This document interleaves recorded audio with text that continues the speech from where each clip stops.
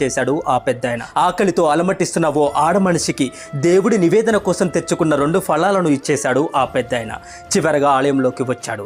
స్వామి వారిని దర్శించుకొని తిరుగు ప్రయాణమయ్యాడు. ఇంతలో ఆ బంగారు పళ్ళెం గురించి తెలిసింది ఈ పెద్దాయనకు. ఆ వింతేమిటో తెలుసుకుందామని అటువైపుగా వెళ్ళాడు. దూరంగా నిలుచొని చూస్తున్నాడు ఆ పెద్దాయన. తిరిగి వెళ్ళిపోతుంటే ఆలయ పూజారి, ఓ పెద్దాయన, నువ్వు వచ్చి ఈ బంగారు పళ్ళాన్ని ముట్టుకో, రోజు గుడికొస్తావు కదా, నీ భక్తి ఏ పాటిదో తెలిసిపోతుంది, దా, నిజంగా నీలో భక్తి ఉందో లేదో తెలిసిపోతుంది ఈరోజు అని హేళనగా మాట్లాడాడు అర్చకుడు. పెద్దాయన వెళ్ళి ఆ బంగారు పళ్ళాన్ని ముట్టుకున్నాడు. అది మరింత బంగారు వర్ణంలో తలతల మెరిసిపోతూ కనిపించింది. అందరూ ఆశ్చర్యపోయారు. ఆ పెద్దాయనే స్వామివారికి నిజమైన భక్తుడని గ్రహించారు.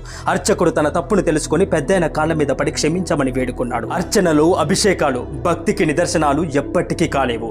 ఆపదలో ఉన్నవారిని ఆదుకునే తత్వం ఉండటమే నిజమైన భక్తి అని తెలుసుకోవాలి. అలాంటి వారే నిజమైన ఆధ్యాత్మికవాదులు.